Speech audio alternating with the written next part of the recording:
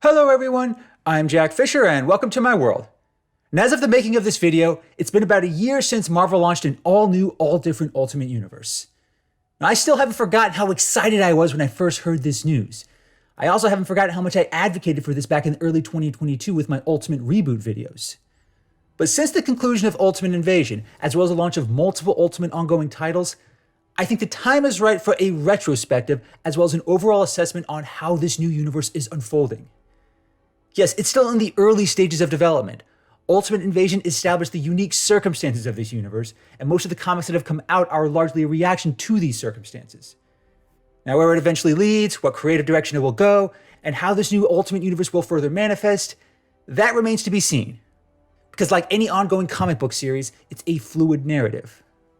But having followed every issue in this new Ultimate Universe thus far, and having done multiple reviews along the way, I'm comfortable making a few judgments on this blossoming new imprint. And I freely concede that those judgments are subjective. I surely don't claim to be the arbiter of what constitutes a good and successful Ultimate Universe. But I followed enough of the current Ultimate Universe and its predecessor to make what I feel is a balanced assessment.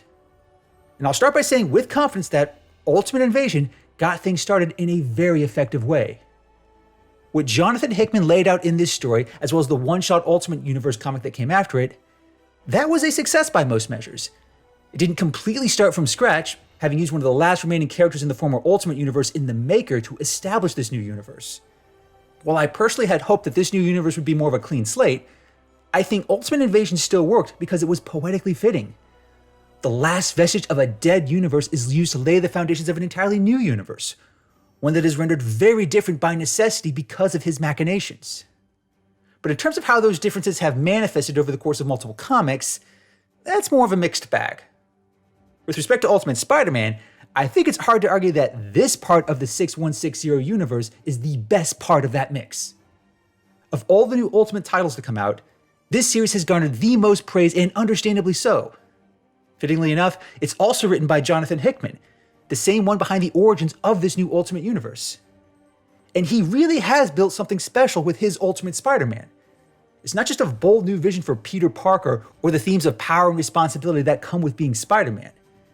This series has given Spider-Man fans something they've desperately wanted since the infamous One More Day event, which is a happily married Peter Parker and Mary Jane Watson, raising two kids together while still finding time to be a superhero. And because of the Maker, this is a world that needs its heroes. It needs Spider-Man more than most Marvel universes. The events of Ultimate Invasion showed the Maker effectively preventing every well-known hero from ever forming. And that included Spider-Man. So he had to start his hero's journey much later in life, and after he's married to Mary Jane and started a family.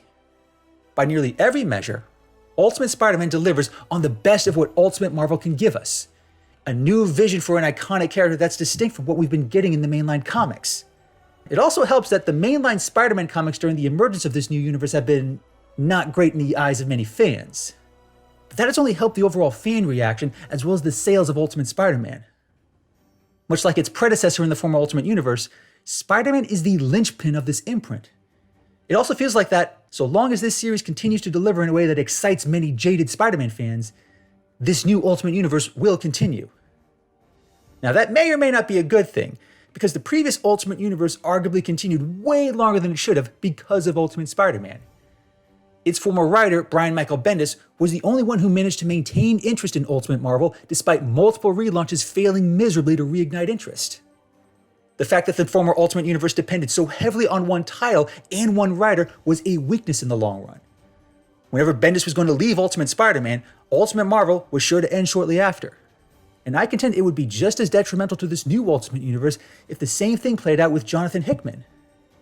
Because even if Hickman has plans for over 150 issues, and even if he wants to write Ultimate Spider-Man for the next 15 years, that's still not going to be enough to sustain Ultimate Marvel. One writer and one series simply cannot be the only reason to continue this imprint. Otherwise, it'll simply end when that writer leaves or the series concludes. Now, thankfully, the rest of this new Ultimate Universe hasn't been completely overshadowed by Hickman's Ultimate Spider-Man. Brian Hill's Black Panther has been a good, if not great, series. It provided a narrative that nicely built off the aftermath of Ultimate Invasion, giving a new vision of T'Challa, Wakanda, and the conflicts surrounding the Maker's Council. While that story hasn't garnered quite as much praise as Ultimate Spider-Man, it has worked effectively in terms of furthering the world building within this new Ultimate Universe. And while making this video, the first issue of Denise Camp's and Juan Figuere's new Ultimate series came out. And it was very promising. It functions as a more formal follow-up to the events of Ultimate Invasion and Ultimate Universe #1. What the maker undid, this new team of Ultimates is trying to make right. It makes clear that we're getting a new team of Ultimates, complete with familiar characters and a few unique iterations, such as a Doctor Doom version of Reed Richards.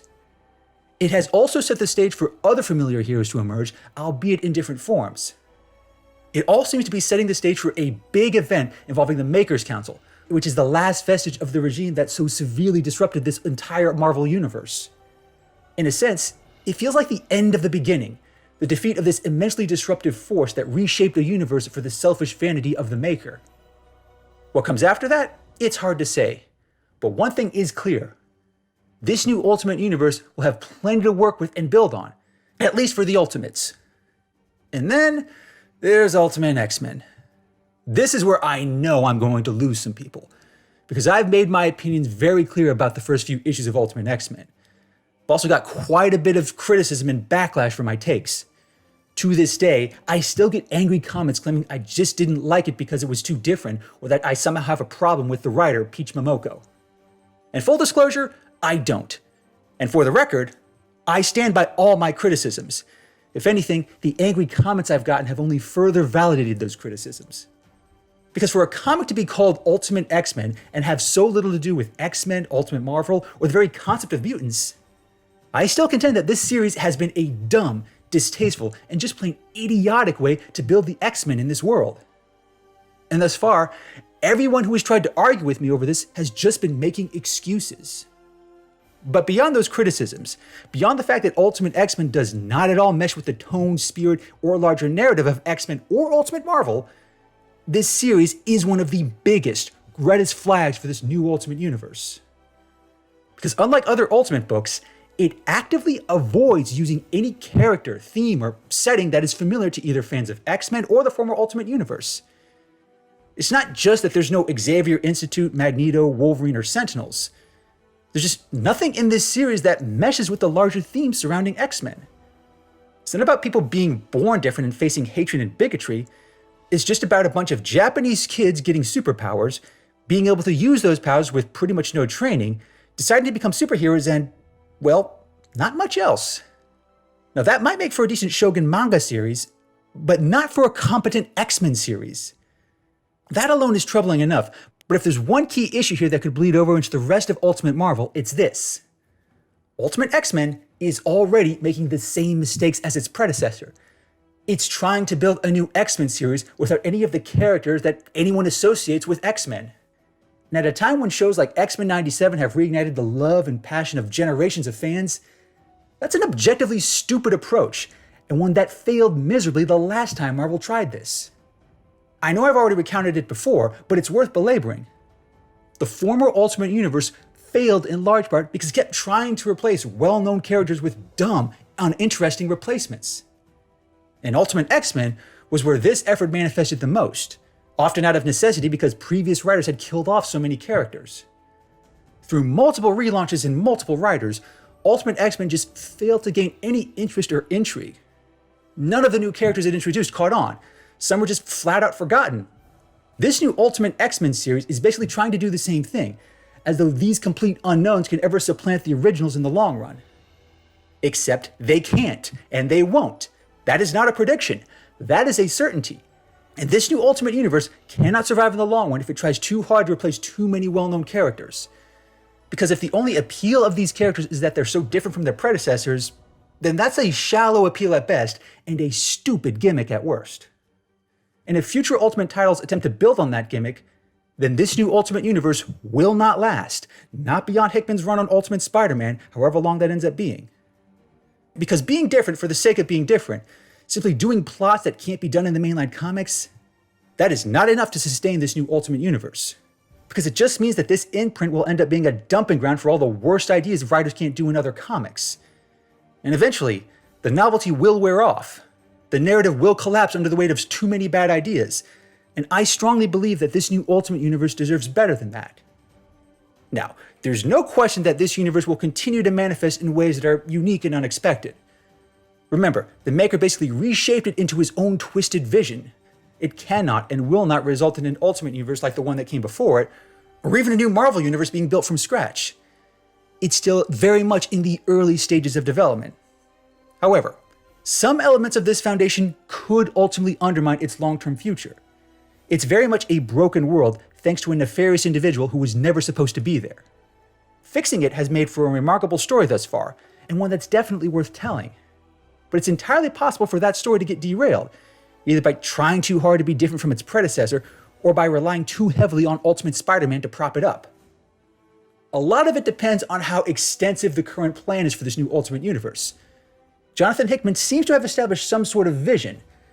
Whether or not there's an overarching vision for the next 3 to 5 years of this imprint, that's not yet known. And a lot of that might depend on how the next year of Ultimate comics are received by fans. Both Hickman and Kemp seem to be working towards a major crossover event at some point, when they will have these newly reformed heroes take on the Makers Council directly. And however it plays out will determine where the series goes from here. It could set the stage for a new round of relaunched Ultimate titles in the next year or so. Some might spin out of the pages of the current Ultimate books. Maybe we'll get a version of Daredevil spinning out of Spider-Man. Maybe we'll get a version of the Fantastic Four spinning out of the Ultimates. Or maybe the Mutants will get another book aside from Ultimate X-Men, allowing Peach Momoko's vision to continue growing while another team of more familiar mutants follows their own story. This could potentially result in there being a glut of new Ultimate titles, which could excessively stretch the scope of the imprint or dilute the quality of each comic.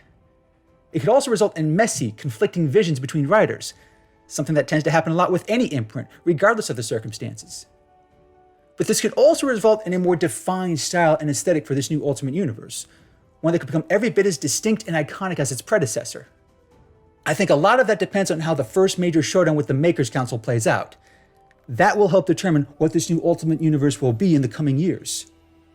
Will it be a bold new vision, one that will give us compelling, endearing stories about iconic characters navigating a new Marvel Universe? A universe that just happens to need heroes more than most? Or will it devolve into another passing gimmick?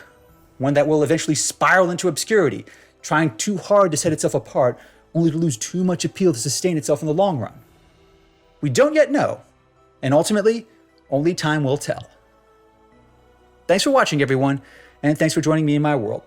Please remember to like, comment, and subscribe, and until next time, take care and stay safe.